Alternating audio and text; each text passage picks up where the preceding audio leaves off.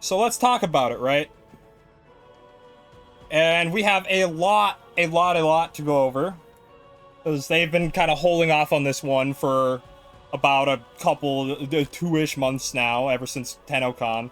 But we got a lot of information on this, and it's coming out fairly soon. It's going to come out October 15th for this update.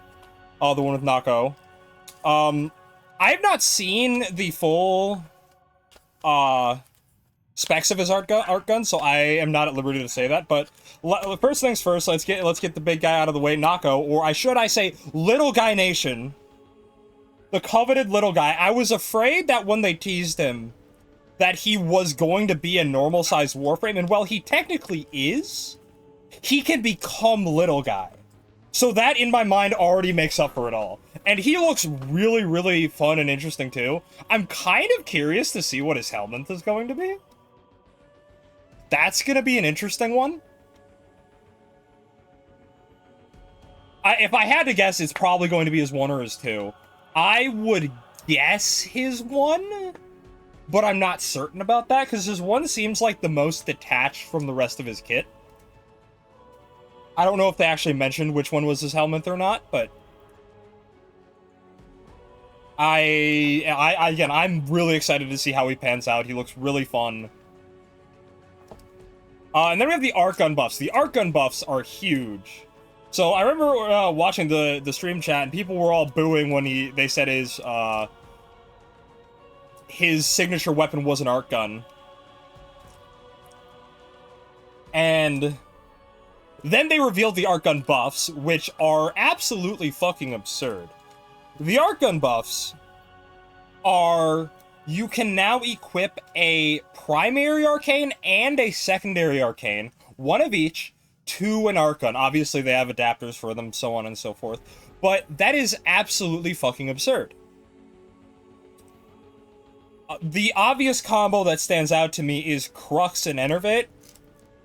I think that those are the most realistically usable ones, and I think that this overall is going to push art guns much, much harder, and is actually going to let them be on par and feel like the heavy weapons that they were designed to be. So I'm really looking for, like, again, or if you already have, like, a crit weapon like the Mausolon or something, you can go for, what is it? You can go for Crux and Encumber. That sounds really fucking crazy. So there's a lot of, like, really interesting combinations you can probably get out of it. And there's also the meme one where you use secondary Shiver and primary Frostbite or whatever. I think that that's, like, a really funny meme build you can do. I don't think anyone should actually do that, but if you want to do that, then be my guest. Go right ahead. Nobody is stopping you. And then we have a couple buffs towards Limbo. The main one, obviously, being the Nullifier interaction that he gets, is that Nullifiers no longer automatically pop his Cataclysm, which is a huge, huge, huge, huge, huge deal. Because that's been one of the reasons why he has been, I would say, not great, is because any mission that has a Nullifier just kind of fucks him over. But now he actually has some manageability with it, so this will maybe push, like, Rift Torrent builds to be slightly better. Like I said, I know a lot of mains are going to disagree with me about Rift Torrent, but I genuinely don't like it. I think that Rift Torrent, having to use it and having to set it up is really clunky and obnoxious. There's just no flow to it, because you have to go in, set up your Cataclysm or your Banish, activate the Rift Torrent, go through the enemies, and by the time you get through all those enemies, that damage bonus is going to be gone, right? Like, I guess it makes sense if you're going for something more like defense, where the enemies are a little bit more contained, but if you're doing something like survival, where you have to constantly be killing wave after wave, and you have to keep taking time to set up and reset up, and then you're also putting yourself at risk jumping between dimensions, because you're obviously not always going to necessarily have Rolling Guard up. I've never liked Rift Torrent builds. I've always felt that they were just too risky and put too much pressure on you to play perfectly.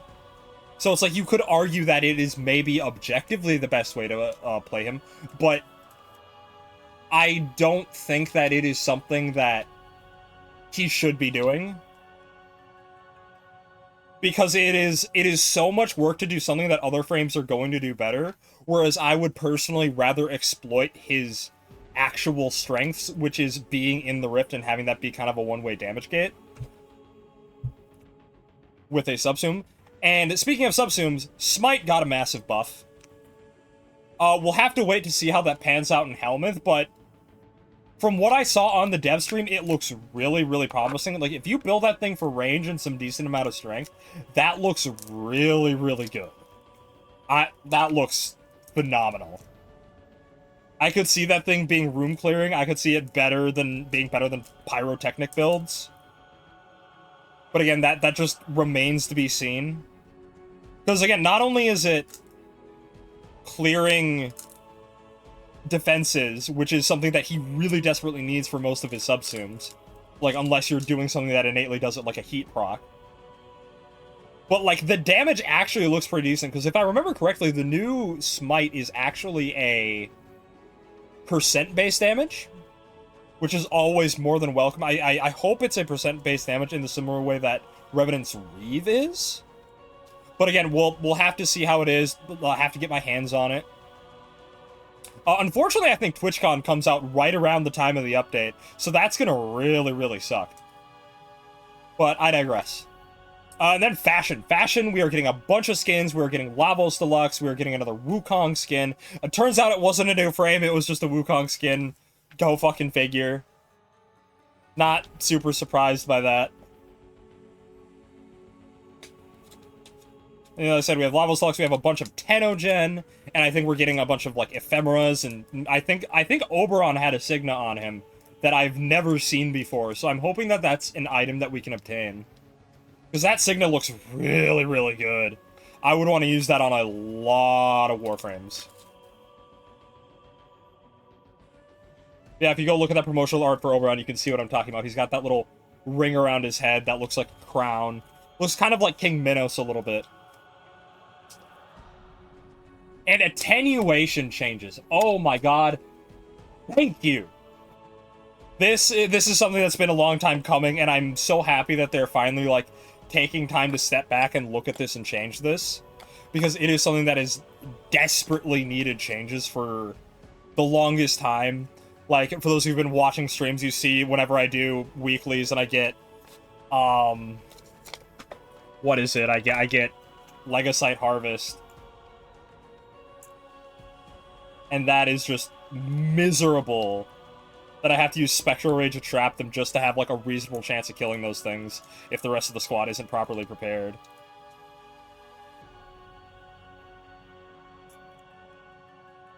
And then also, you know, other Archimedia stuff like the bosses, that's also going to be great. I hope that attenuation for every enemy that has the issue is going to be, you know, fixed again. The Scaldra Desiccants or whatever they are, Dedicants. That's a huge one that's really bad. Also, the Tech Rod Baobaos as well. Those ones are pretty bad. So again, I'm glad to see that, like, a bunch of, like, the 1999 enemies are just gonna get completely, you know, doused in water, essentially, when it comes to getting their attenuation fix. So could not be happier about that. Fantastic changes. Oberon's rework. Oberon is the main of one of my very close friends who got me into the game, so I'm sure he is having the time of his life right now, because that rework looks really good. He's got discount Mesmer skin. He's got, like, much better healing. The armor strip and, like, radiation that he can inflict looks really, really good as well. They actually made his 4 actually do real damage more than just armor stripping. So that's something to look for. Like, he actually looks like he's gonna be a real support now. It's gonna be interesting because he almost feels like he's turning around to become the next power creep of support. Where having those damage, what would you call them? Like the shitty Mesmer skin charges that he's got. Like, I wonder if giving teammates invincibility like that is going to become the abilities of the next support frame that we get, whenever that is. If we get another, like, dedicated support frame.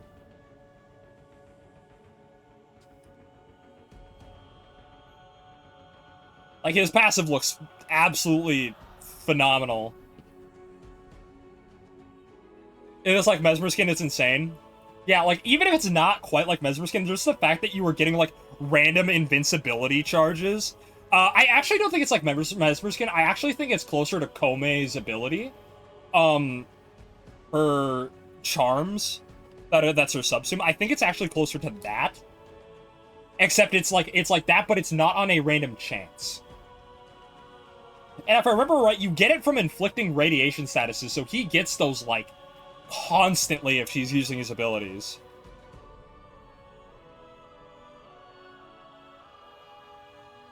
Yeah, I don't think it has a buffer, but I think if you run out of all three charges, what you do is you do get a small buffer window of, like, invincibility. So that's good.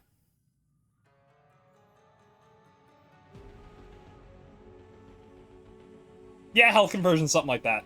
But, again, his rework changes look absolutely fantastic. Very, very...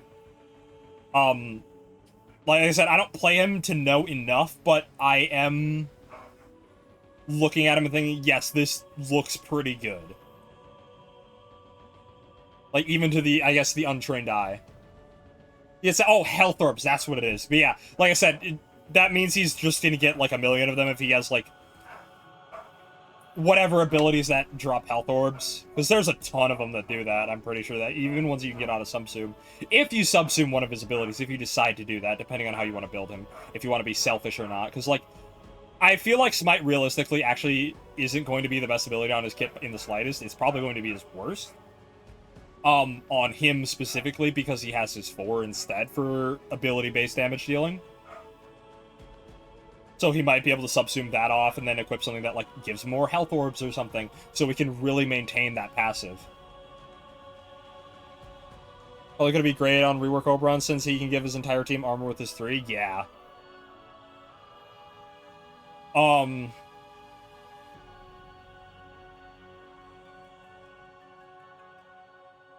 Yeah, no, again, they really patched him up well, again, especially, like, I did know his kit well enough due to a friend of mine, so we'll see how it goes.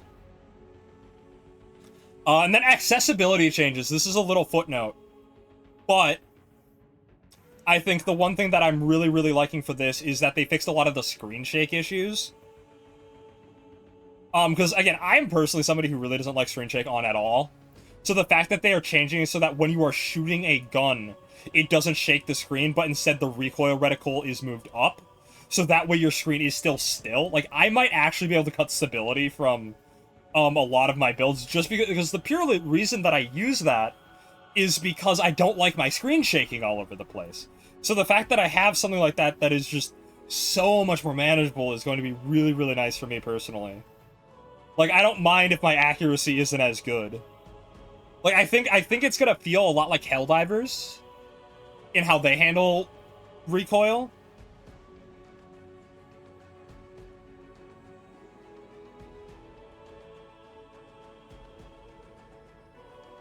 And then the nullifier changes. We already talked a little bit about that with Limbo, but I think it affects Frost Bubble as well. That's a big fucking deal. Because, again, that makes Frost Bubble just a lot better in general. Because you can actually use it a little bit more defensively. Like, even in non... I guess, what would you call it?